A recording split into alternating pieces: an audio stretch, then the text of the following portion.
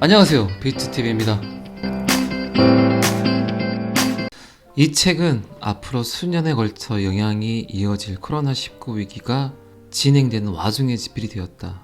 지금 우리 모두는 어안이 벙벙한 상태다.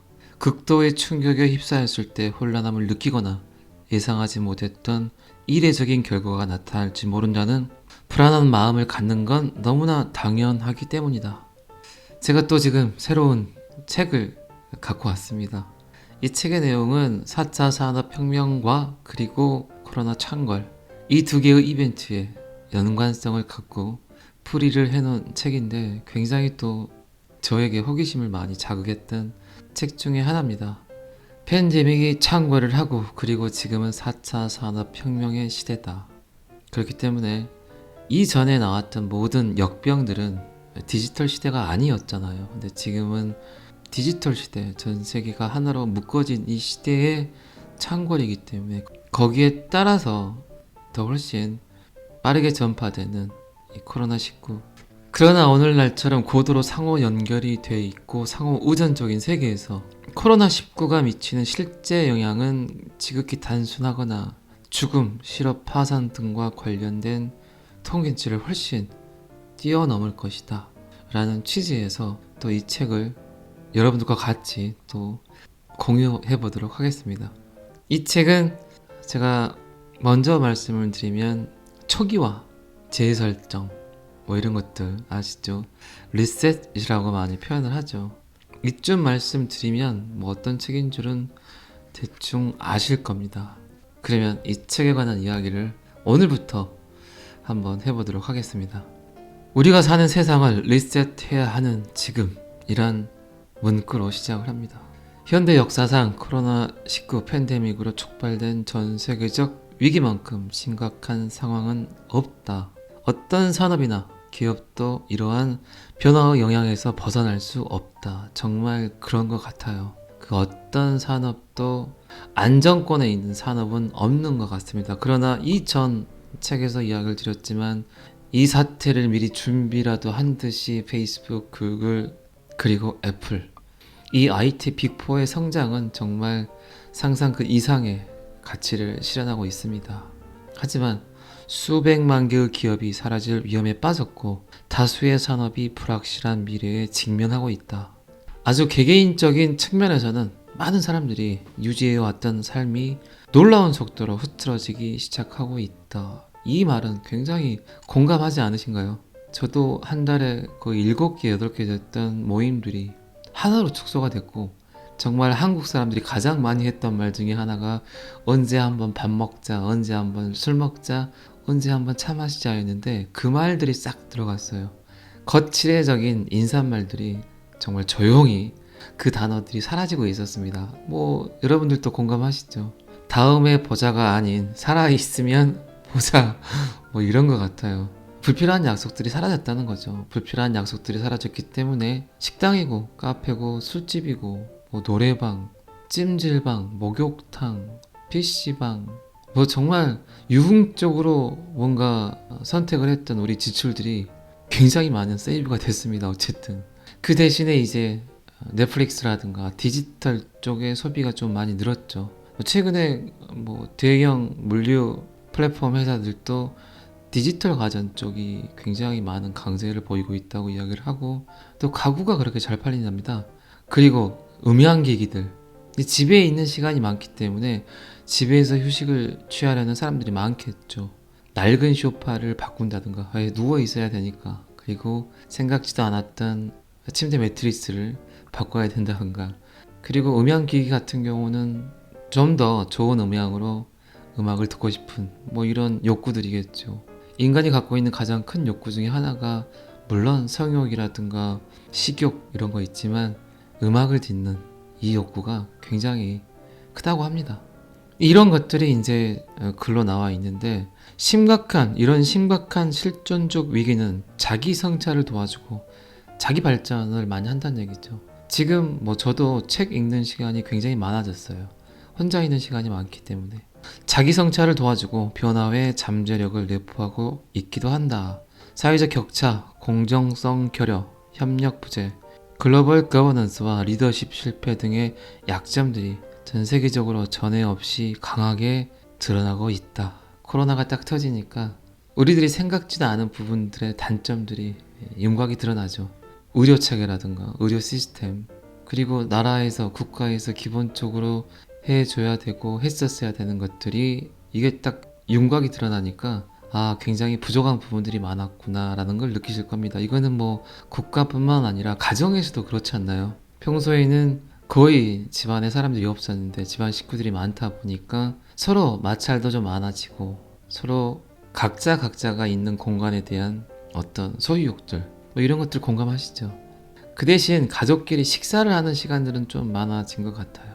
팬데믹이 일어나니까 사람들의 행동 반경이 짧아지고 또 산업 전체가 좀 침체화가 되긴 했지만 지구의 공기는 또 맑아지고 바다는 깨끗해지고 분명히 잃는 게 있으면 또 그에 상응하는 얻어지는 게 또 같이 따라오는 것 같습니다. 그리고 이건 뭐 제 생각일 수도 있지만 경기는 코로나 이전부터 좋지 않았습니다. 그 가장 큰 이유 중에 하나가 저는 인구 감소라고 생각을 해요.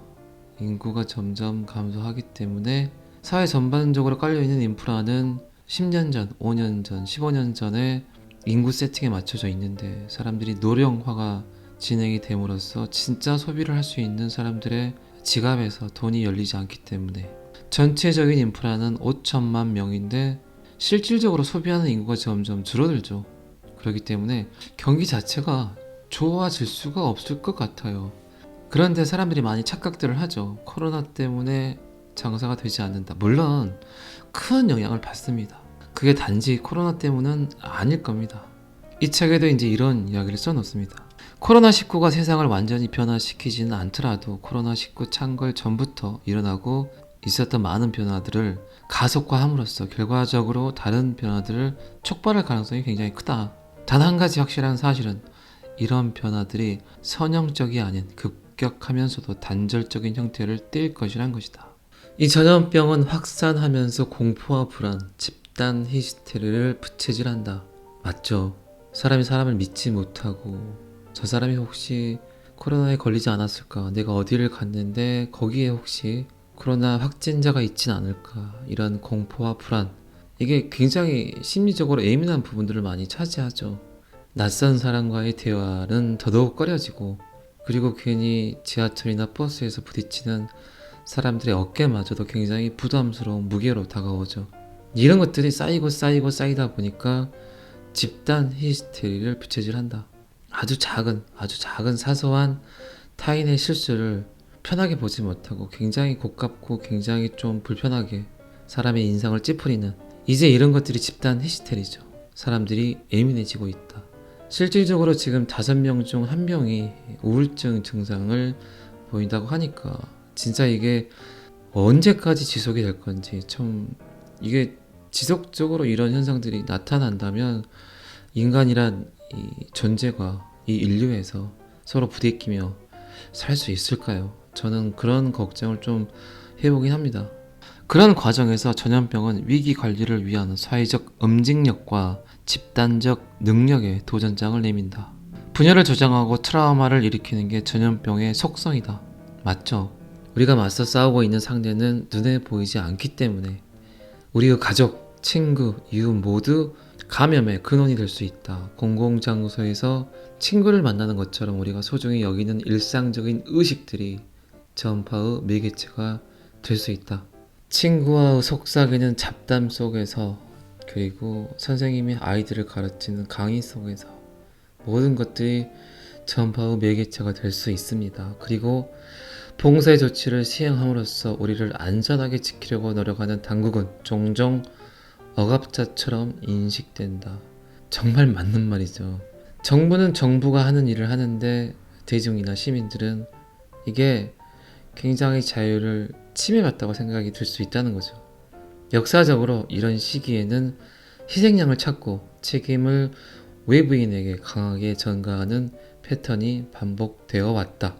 이는 굉장히 의미심장한 패턴이다. 예를 들어 중서 유럽에서 유대인들은 전염병이 돌 때마다 끔찍한 집단 학살의 희생자가 되어 왔다. 흑사병일 때도 마찬가지였고 누군가는 희생양이 나와야 된다는 얘기죠. 언제 코로나가 끝날지는 모르겠지만 굉장히 많은 사람들의 희생이 지금 뒤따르고 있죠. 벌써 사망자 수도 꽤 많이 나온 상태고 또 앞으로 얼마나 많은 사람들이 말도 안 되는 생각지도 않은 이 코로나 때문에 또 소중한 생명이 또 사라질 수 있다는 그런 사실 자체가 참 생각지도 못했죠. 많은 분들이 이런 것들은 이런 게 갑자기 올 거라고는 안타깝긴 합니다. 정말 제가 이 책을 소개를 하고 있지만 또 이런 책을 읽을 거라고는 상상이나 했겠습니까? 마찬가지 같아요. 항상 내일 어떤 일이 벌어질지 모르는데 인간들은 아둥바둥 이렇게 아둥바둥을 좋게 표현하면 열심히죠. 열심히 살고 계시지만 한편으로는 좀 허탈하긴 합니다. 저만 그런가요? 제가 서두에도 잠깐 이야기를 드렸지만 지금 코로나 팬데믹은 과거의 특정 전염병과는 달리 코로나19의 특징이 있죠. 이 코로나19는 예상치 못한 대규모 기근이나 중대한 군사적 패배, 정권 교체가 일어나지는 않을 것이다. 이게 뭐 눈에 띄게 뭐가 막 변하고 이런 건 아닌데 막 이게 그냥 사람 목을 조금씩 조여오는 그런 것들이죠. 인구 전체가 몰살당하거나 추방되지도 않는다. 그러나 안심할 수 없다. 현실적으로 코로나19 팬데믹은 우리가 너무 오랫동안 적절하게 대처하지 못해왔던 기존의 위험들을 극적으로 악화시키고 있다. 조금씩 숨통을 조여오죠. 그것은 또한 장기간에 걸쳐 쌓여온 불안정한 추세를 가속화할 것이다. 이런 불안정한 이도 저도 아닌 나가지도 못하고 집에 있지도 못하고 전쟁이면 나가지 못하는 게 당연한데 전쟁도 아니고 이런 불안정한 추세를 지속적으로 가속화할 것 같아요. 오늘날의 경제는 육체노동과 농업이나 중공업에 의존했던 과거 세대의 경제와는 전혀 다르다. 이 책의 전반적인 내용은 어쨌든 지금은 리셋이 필요한 시대이다. 이런 코로나 위기에서 벗어났을 때 더 바람직하고 유연한 세상으로 만들기 위해서는 리셋이 필요하다. 초기화, 재설정이 필요한 시대다. 지금까지 제가 이야기 드렸던 부분이 이제 서론 부분이고 제가 다음 영상부터는 첫 번째 챕터가 나옵니다. 그 첫 번째 챕터에서는 거시적 차원의 리셋이라는 내용으로 이야기를 시작을 하는데 오늘날의 세계를 정의하는 세 가지 특성 이렇게 해서 저자는 점점 써내려갑니다. 다음 시간에는 챕터 1부터 좀 더 신중하게 재미있게 한번 또 여러분들께 소개해 드리도록 하겠습니다. 항상 그 책 영상을 봐주시는 분들이 계시는데 너무너무 감사드리고요. 책 영상을 보시는 분들은 항상 미래를 예견하고 예지할 수 있는 능력이 생긴다는 거 꼭 잊지 마시고 꾸준하게 한 10분 정도니까 편하게 들어주시면 여러분들의 지식과 저의 지식이 점점 하이 레벨이 되어가고 있는 겁니다. 오늘은 여기까지 하겠습니다. 구독과 좋아요는 항상 저를 힘나게 합니다. 감사합니다. 비트TV였습니다.